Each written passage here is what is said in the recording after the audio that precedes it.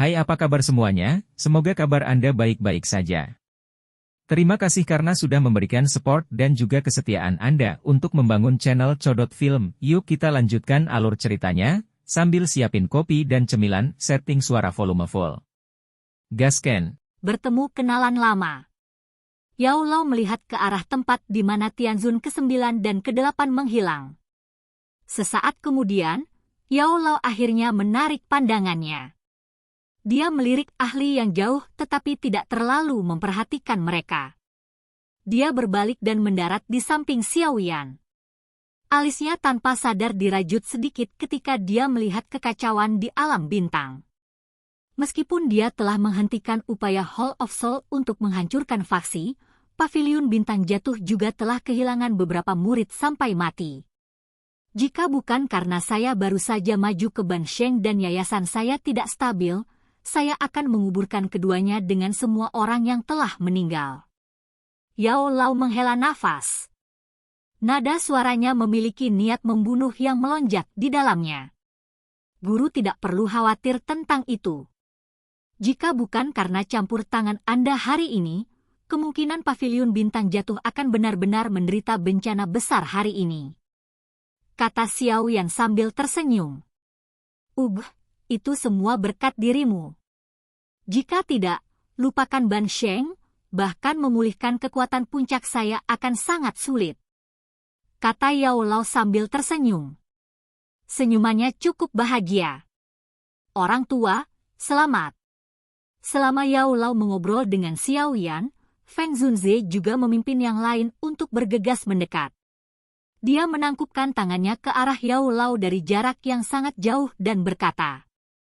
Yao Lao dengan tersenyum menggelengkan kepalanya. Dia berbicara dengan lembut, berikan instruksi untuk membereskan kekacauan ini. Sepertinya Hall of Soul tidak akan berani datang dan menyerang lagi dengan mudah. Feng Zunze mengangguk. Dengan hadiah elit Bansheng, kemungkinan Hall of Soul juga akan mengerti bahwa tidak ada gunanya seorang ahli biasa datang. Ketika datang ke ahli kelas Bansheng, kemungkinan bahkan Hall of Soul tidak bisa begitu saja mengirim mereka seperti yang diinginkan. Cukup banyak mata-mata dari berbagai faksi telah datang hari ini. Mungkin tidak lama lagi berita bahwa Anda telah mencapai kelas Bansheng menyebar ke seluruh Central Plains. Ini bukan kesempatan yang buruk. Dengan kehadiranmu bersama dengan reputasimu sebagai alkemis top di benua, sepertinya beberapa iblis tua yang berteman dengan kami tidak akan menolak undangan kami. Feng Zunze menyuarakan pikirannya. Yao Lao sedikit mengangguk. Fondasi Paviliun Bintang Jatuh terlalu dangkal. Bahkan di antara 4 paviliun, paviliun dapat dianggap telah didirikan untuk waktu yang paling sedikit. Meskipun dia saat ini telah maju ke Bansheng, tidak banyak ahli di paviliun yang bisa bertahan. Seseorang tidak boleh kekurangan karakter seperti itu jika ingin memperkuat faksi. Untungnya, Yao Lao saat ini tidak hanya seorang Bansheng tetapi juga memegang gelar alkemis top di Central Plains. Ini adalah papan nama emas yang berkilauan tak tertandingi. Selama berita tersebar, kemungkinan cukup banyak ahli asli akan mengambil inisiatif untuk datang. Pada saat itu, Paviliun Bintang Jatuh benar-benar dapat dianggap diperkuat. Setelah Hall of Soul ditarik, Paviliun Bintang Jatuh, yang mengalami pertempuran besar yang intens secara bertahap menjadi damai selama hari-hari berikutnya. Selama kedamaian ini, Central Plains berubah menjadi keributan besar karena Paviliun Bintang Jatuh telah menghasilkan Bansheng. Semua orang mengerti apa yang diwakili oleh seorang elit Bansheng. Ahli semacam ini adalah sesuatu yang bahkan Menara Pil tidak memiliki permukaan. Hanya pada poin ini saja, itu sudah cukup untuk memperkuat reputasi Paviliun Bintang Jatuh. Ini terutama terjadi ketika semua orang tahu bahwa elit Bansheng ini juga alkemis top di benua itu.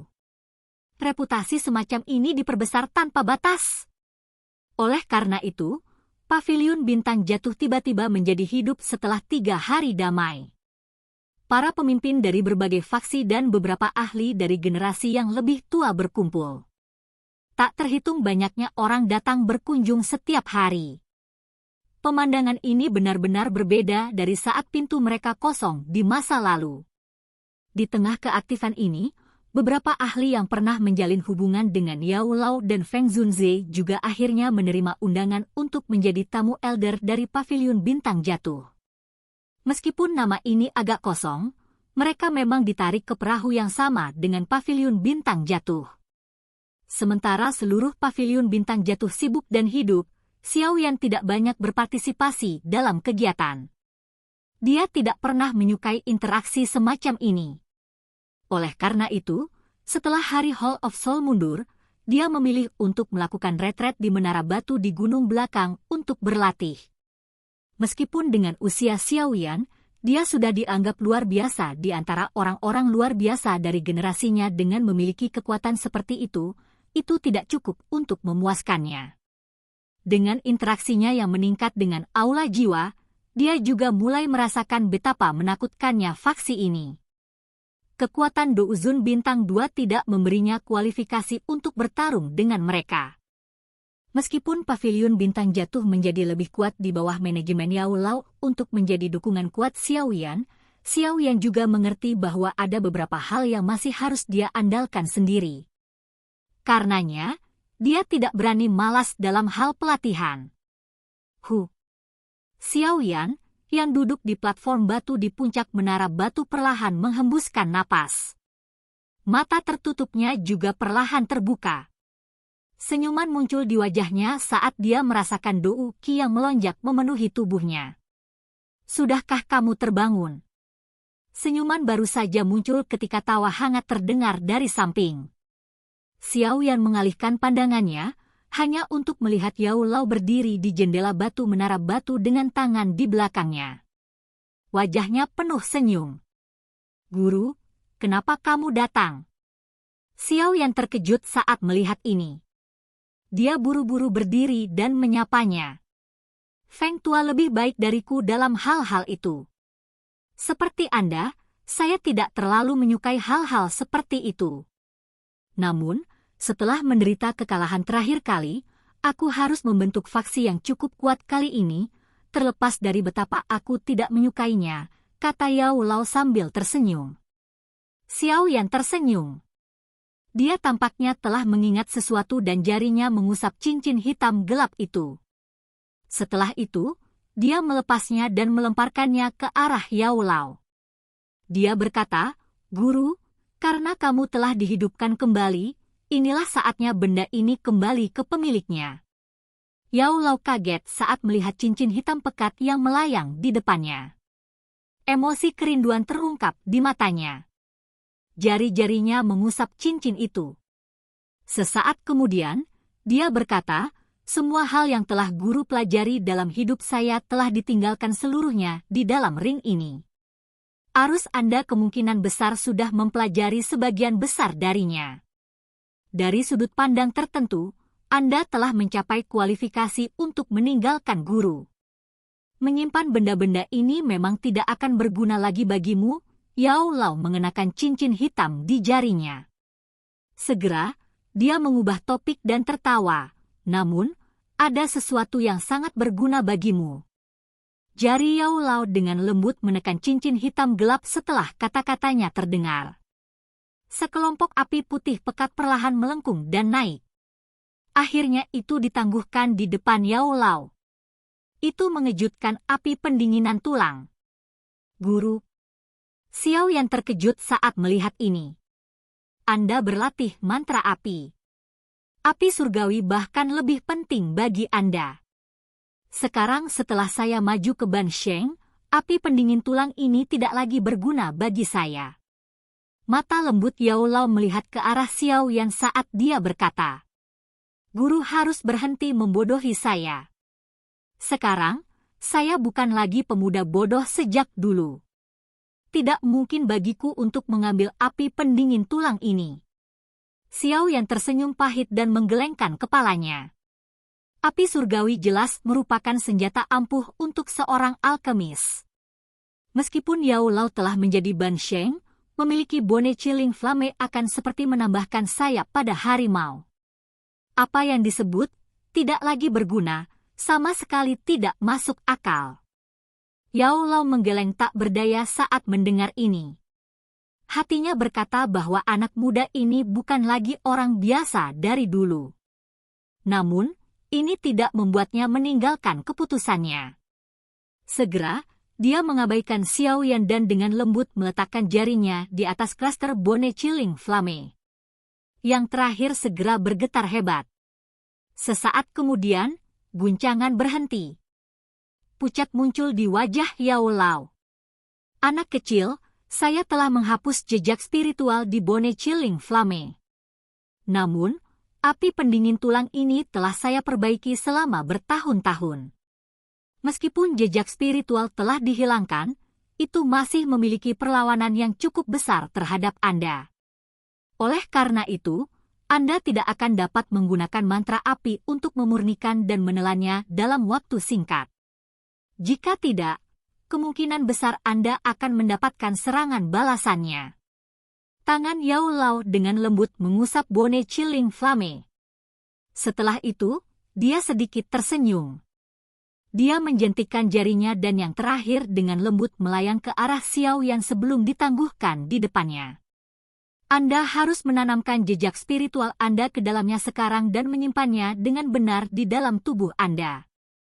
Ketika tidak lagi memiliki perlawanan terhadap Anda dapat bergabung dengannya. Mata Xiao yang berubah sedikit merah saat dia melihat sekelompok api putih pekat di depannya. Api dingin tulang ini pasti sesuatu yang telah menemani Yao Lao sejak lama. Namun, dia secara pribadi telah menghapus jejak spiritual saat ini. Dengan kekuatanmu saat ini, kamu mungkin tidak akan melihat lompatan kekuatan yang terlalu menakutkan bahkan jika kamu menelannya. Peringkat Flame Heavenly dari Bone Chilling Flame mungkin sedikit tidak memadai untukmu. Yao Lao agak menyesal. Segera, dia mendesak, baiklah, cepat tanam jejak spiritualmu. Xiao Yan tertawa getir. Sekarang setelah keadaan seperti ini, dia tidak diizinkan untuk menolak lebih lama lagi. Yang bisa dia lakukan hanyalah menutup matanya.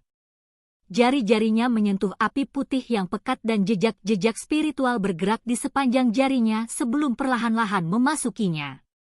Dengan invasi jejak spiritual, api pendingin tulang awalnya memancarkan beberapa perlawanan dari dalamnya. Namun, saat ini tanpa pemilik. Oleh karena itu, setelah perlawanan singkat, perlawanan mulai menyebar. Jejak spiritual Xiao yang juga berhasil ditanamkan ke dalamnya. Api dingin tulang bergetar ketika jejak spiritual berhasil ditanam. Itu dengan cepat berubah menjadi cahaya api yang memasuki segel api putih pucat di antara alis Xiao Yan. Xiao Yan segera merasakan perasaan hangat yang dipancarkan dari alisnya saat api dingin tulang memasuki tubuhnya. Jika dia dengan hati-hati merasakannya, dia akan menemukan bahwa api dingin tulang hanya bertahan di antara alisnya. Itu tidak menunjukkan tanda-tanda memasuki nadinya dan berkumpul bersama dengan 3000 Lotus Heart Flame. Jelas, perlawanannya adalah penyebabnya. Xiao Yan tidak peduli dengan ini. Perlawanan seperti itu cepat atau lambat akan hilang. Itu hanya masalah waktu. Itu benar. Apakah kamu sudah mengumpulkan semua peta kuno untuk Purifying Demonic Lotus Flame?